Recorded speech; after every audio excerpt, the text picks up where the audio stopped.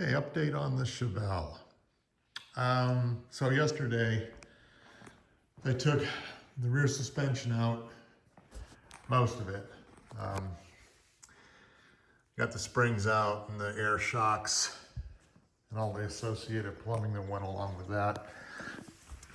My intention was to replace the upper and lower control arms back here. The uppers are in pretty decent shape, except, the bushings are, you can see that one sticking out right there.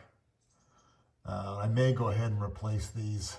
I'm still waiting for parts, so it's going to be a part for a little while anyway, so I might as well go ahead and do those.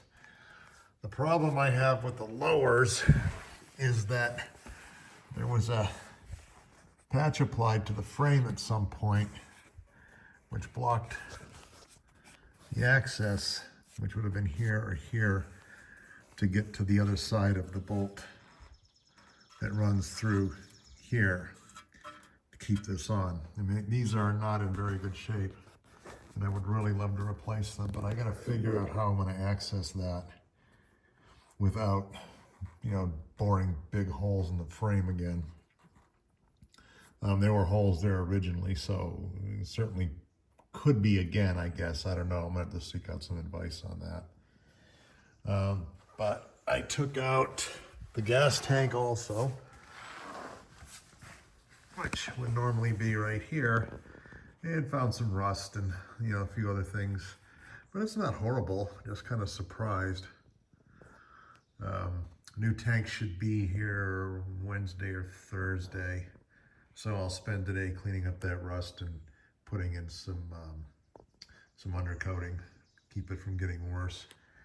There was a hole in the trunk, probably a rust hole, and when they quote unquote repaired it, they removed this body mount and didn't put a new one in.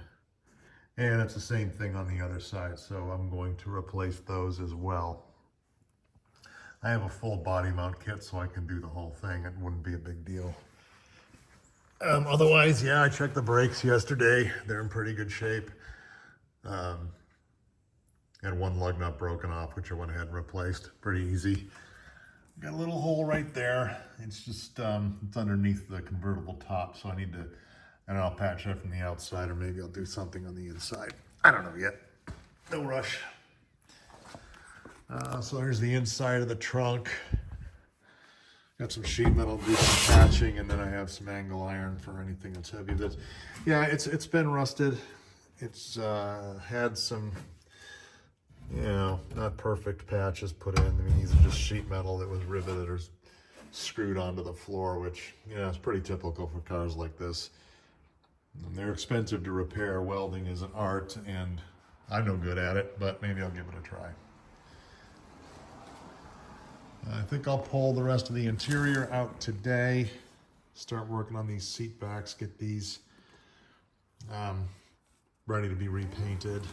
I do have new seat covering, upholstery on the way. Should be here, I believe, Saturday.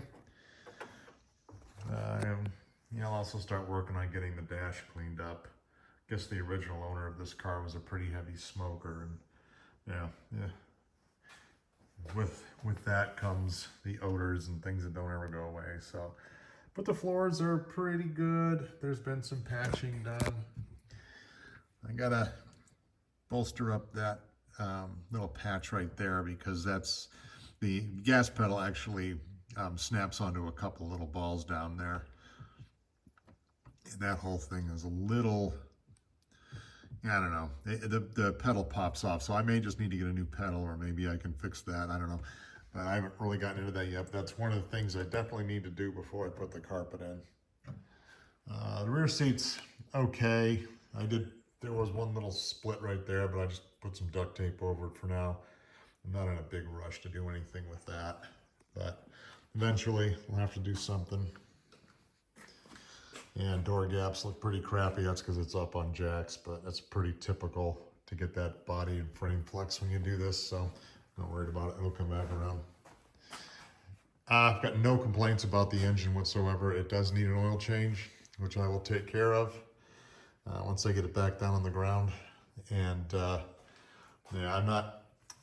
right now it's got You see the single master cylinder right there. It's got drum brakes all the way around. I'll eventually swap the fronts to discs. Just makes the car a little safer. Yeah, and a little more predictable. So, but otherwise, I mean, the engine runs beautifully. I have no complaints whatsoever with it. So, yeah, other than making it pretty, that's about the only thing I think I might do. Yeah, of course, this air cleaner could be, the air cleaner housing shroud could be ground down and painted, which I'll probably do. Maybe see if I can find some of the original stickers that would have gone on it, but yeah, whatever. Yeah, windshield's in pretty good shape. It's got a couple little bubbles in it, but nothing horrible. Yeah, and the wipers actually work, so that's a good thing. Yeah, so that's about where I am now. That's one of the old springs right there. I didn't see where they were horrible, but well, I got it all apart for $150. I put new springs in it, so that's the direction I'm gonna go.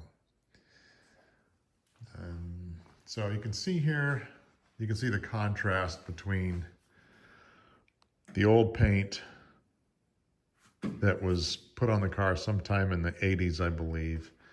And then you come up here and this is the original color of the car. If I do end up painting it, I'm gonna go with this. I think this is a pretty color. Yeah, but I got all the lights working.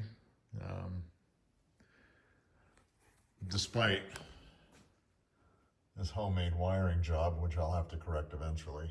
I did have to fix one or two of the wires already, but yeah, not a huge deal. But there's so many other little things on the plate right now that yeah, I'll get to that later. My goal is to make this thing 100% mechanically perfect, and then go from there on the rest of it. Making it pretty. But there it is.